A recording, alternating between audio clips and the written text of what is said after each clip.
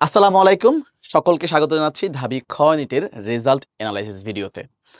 প্রিয় শিক্ষার্থী, অভিভাবক এবং শুভাকাঙ্ক্ষীগণ, আপনারা সকলেই অবগত আছেন গত ১৩ই ডিসেম্বর ২০২৫-এ ঢাবি খ অর্থাৎ কলা, আইন ও সামাজিক বিজ্ঞান অনুষদের ভর্তি পরীক্ষা অনুষ্ঠিত হয়েছিল।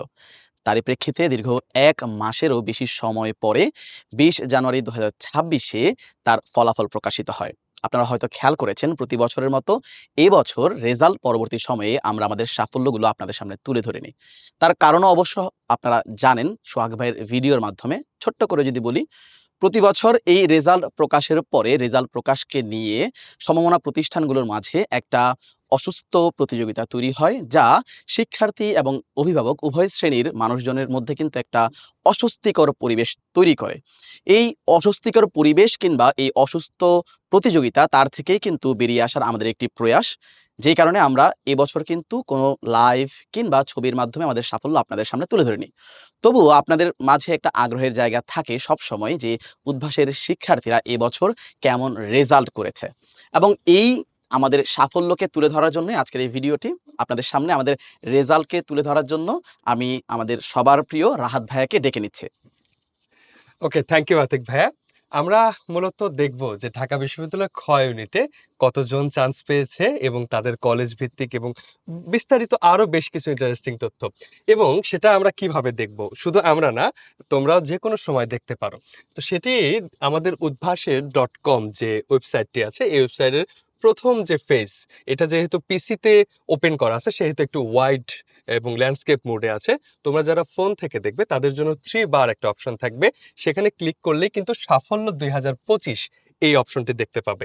তো আমরা এখানে যদি একটু ক্লিক করি, তার আগে একটু বলে রাখি যে আমরা এই ঢাকা বিশ্ববিদ্যালয় খ ইউনিটে এবার কতজন চান্স পেয়েছে। ১২৪০ প্লাস শিক্ষার্থী কিন্তু চান্স পেয়েছে। কিন্তু কতজনের মধ্যে?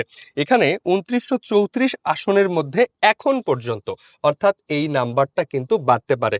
ওয়েটিং লিস্ট থেকে যে যারা চান্স পাবে তাদেরকে কিন্তু আমরা এখনো ইনক্লুড করিনি। অর্থাৎ আমাদের যে টোটাল আসন, সেই আসনের মধ্যেই কিন্তু এই ১২৪০ প্লাস শিক্ষার্থীদেরকে আমরা ইনক্লুড করেছি, যেখানে ২ টি প্রথম মেধাস্থান রয়েছে।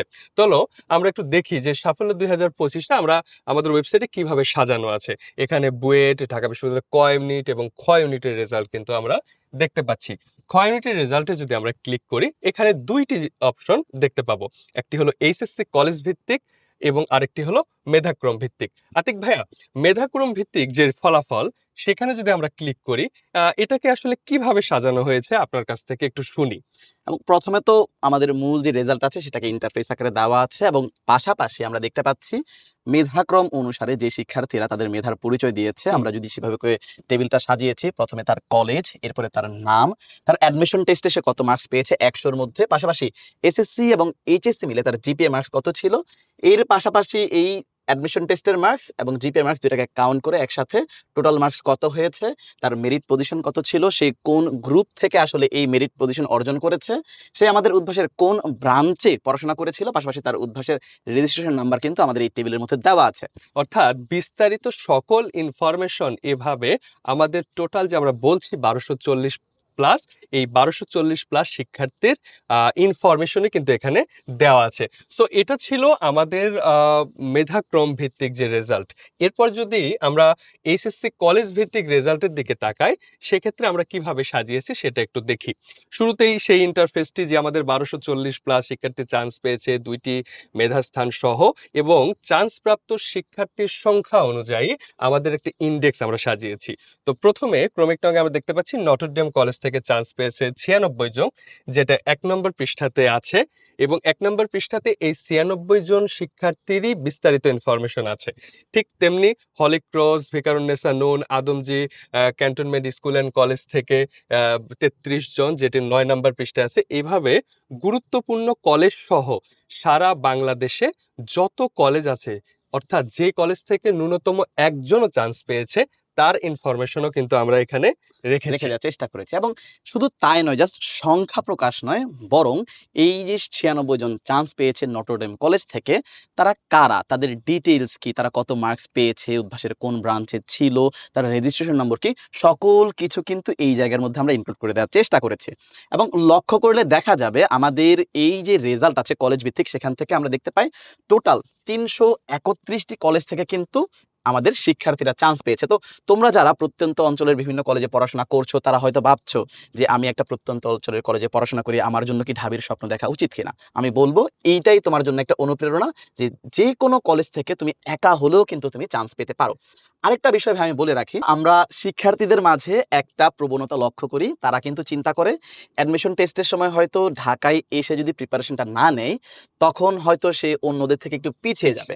তাদের জন্য আমাদের পক্ষ থেকে বার্তা, যে দেখো, একজন শিক্ষার্থী যে নটরডেম কলেজের মধ্যে পড়াশোনা করেছে, সে আমাদের মতিঝিল ব্রাঞ্চে ছিল, আবার নটরডেম কলেজের মধ্যেই পড়াশোনা করেছে। সে কিন্তু তার পরিবারের কাছে গিয়ে, বাবা-মায়ের কাছে গিয়ে রংপুরের মেডিকেল মোড়ে গিয়ে ওইখানে কিন্তু তার কোচিংটাকে করেছে এবং প্রিপারেশন নিয়েছে।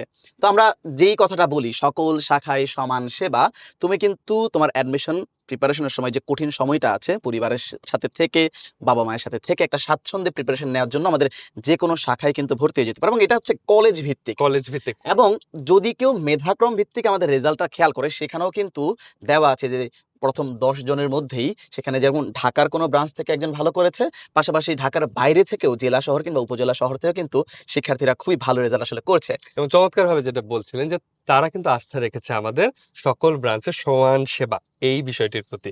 যেটি আমরা কিন্তু দেখেছি যে ঢাকা থেকে রংপুরে গিয়ে কোচিং করে ভালো করেছে। আমরা কলেজ ভিত্তিক যেই ফলাফল সেখানে দেখতে পাবো যে কি, কি বিষয় আমরা রেখেছি। কলেজের নাম রেখেছি, স্টুডেন্টের নাম, অ্যাডমিশন টেস্টের মার্কস, তার GPA mark, total marks, merit position, group অর্থাৎ তার কলেজে কোন গ্রুপে ছিল এবং উদ্ভাসের যে ব্রাঞ্চ এবং উদ্ভাসের যে রেজিস্ট্রেশন নাম্বার। অর্থাৎ আমরা যে ইনফরমেশন দিচ্ছি যে নটরডেম কলেজ থেকে 96 জন চান্স পেয়েছে। এখন এই 96 জনের যে ইনফরমেশন সবার ইনফরমেশনও কিন্তু আমরা এখানে রেখেছি। সো এভাবে কিন্তু কলেজ ভিত্তিক আমরা যে ফলাফলগুলো সেগুলো কিন্তু আমরা মোটামুটি সাজিয়ে তোমাদের কাছে প্রেজেন্ট করেছি। এবং আতিক ভাইয়া, সবাই একটা চিন্তা করছে যে গ্র্যান্ড সেলিব্রেশন হবে হুম, হুম। কিনা? সকলেরই মনের মধ্যে একটা আকাঙ্ক্ষা রয়েছে, আগ্রহ রয়েছে, উদ্ভাস এবার তাহলে গ্র্যান্ড সেলিব্রেশন করবে কিনা। তোমরা এটা জেনে রাখো যে তোমাদের জন্য অবশ্যই একটি চমৎকার পন্থায় কিন্তু আমরা এই গ্র্যান্ড সেলিব্রেশন রাখছি। দিনক্ষণ, সময় এখনো কিন্তু আমরা জানাচ্ছি না।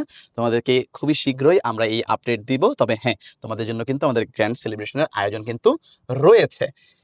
এবং আমরা যদি হচ্ছে এর পরবর্তীতে দেখি, একদম ডিটেইলস কিন্তু হ্যাঁ। ১২৪১ জন চান্স পেয়েছে। এবং সকলের ডিটেইলস কিন্তু প্রত্যেকের আছে। ডিটেইলস কিন্তু এখানে আছে। হুম, হুম। আমরা শুধু বলার জন্য বলছি যে আমাদের এতজন চান্স পেয়েছে, ব্যাপারটা এমন নয়। প্রত্যেকের ডকুমেন্টেড ইনফরমেশন কিন্তু আমরা এখানে রেখেছি এবং ইনডেক্স অনুযায়ী শুরুতে তুমি সাজিয়ে সেখান থেকে দেখতে পাবে যে আমাদের ইনডেক্স অনুযায়ী কতজন কোথা থেকে, কোন কলেজ থেকে, কোন বিভাগ থেকে কত পেয়ে কততম হয়েছে। সমস্ত ইনফরমেশন। তাই আমরা একদম শেষে যদি যাই যে আতিক ভাইয়া, এখন তো আমরা ২৫ ব্যাচের যে ফলাফল সেটি কিন্তু দেখলাম। হুম। ২৬ ব্যাচের জন্য আমাদের আসলে কি থাকছে বা আমরা তাদেরকে কি পরামর্শ দেব? নিশ্চিতভাবে এখনই কিন্তু তাদের সুবর্ণ সময়, যেই সময় থেকে তাদের অ্যাডমিশন যেই জার্নি আছে সেটা শুরু করা উচিত এবং সেজন্য কিন্তু আমাদেরও তাদের নিয়ে যে আয়োজন আছে ভার্সিটি খ উইথ আইকিউ ম্যাথ, সেটার কিন্তু পূর্ণাঙ্গ কোর্স প্ল্যান আমরা প্রকাশ করেছি। কথা হলো ভাইয়া, ভার্সিটি ক্ষয়ের সাথে আইকিউ ম্যাথ কেন? তোমরা হয়তো জানো ঢাকা বিশ্ববিদ্যালয়ের পরই যে সাহিত্য শাসিত বিশ্ববিদ্যালয় রয়েছে, তার মধ্যে জাহাঙ্গীরনগর, চট্টগ্রাম বিশ্ববিদ্যালয়, সেগুলোর মধ্যে কিন্তু আইকিউ এবং ম্যাথ বাধ্যতামূলক দাগাতে হয়। তাহলে ওই বিষয়টা কিংবা ওই সমস্যাটা যদি আমরা আগে থেকে অ্যাড্রেস না করি, তাহলে কিন্তু তুমি হয়তো ভর্তি যুদ্ধে কিছুটা পিছিয়ে যাবে। সেই কারণে আমাদের কোর্স কিন্তু আমরা আইকিউ ম্যাথ সহকারে রেখেছি। এছাড়া আমাদের ভার্সিটি খ ও গুচ্ছ যে কোর্স প্ল্যান, ভার্সিটি খ এর সাথে আইকিউ ম্যাথ এবং গুচ্ছের পূর্ণাঙ্গ প্রস্তুতির জন্য যত কিছু দরকার সবকিছুর সমন্বয়ে কিন্তু আমরা একটা দুর্দান্ত কোর্স তাদের জন্য সাজিয়েছি। আশা করছি যারা ২৬ ব্যাচের শিক্ষার্থীরা আছে তারা এই কোর্সের মাধ্যমে কিন্তু উপকৃত হবে। এছাড়া আমরা যদি দেখি যে এখন থেকেই যদি তার ভর্তিযুদ্ধ আমাদের সাথে সে শুরু করে দেয়, হুম। তাহলে কিন্তু সে ইতোমধ্যে ভর্তি হয়ে গিয়ে যে ২৫ সালের আর্কাইভ ক্লাসগুলো আছে সেগুলো কিন্তু পেয়ে যাচ্ছে। ফাউন্ডেশন ক্লাসগুলো পেয়ে যাচ্ছে। এখন থেকেই আমাদের যে কিউ অ্যান্ড এ সার্ভিস আছে সেটাকে কিন্তু সে উপভোগ করতে পারবে। এই তো। তাহলে চমৎকারভাবে ২৬ ব্যাচে তোমরা এখনই ভর্তি হয়ে যেতে পারো আমাদের সাথে। ঢাকা বিশ্ববিদ্যালয় খ ইউনিটে চান্সপ্রাপ্ত সকল শিক্ষার্থীকে শুভকামনা জানিয়ে আজকের এই রেজাল্ট এনালাইসিস ভিডিওটি এখানেই শেষ করছি। ভালো থেকো, সুস্থ থেকো। আল্লাহ হাফেজ। আসসালামু আলাইকুম। আসসালামু আলাইকুম রহমতুল্লাহ।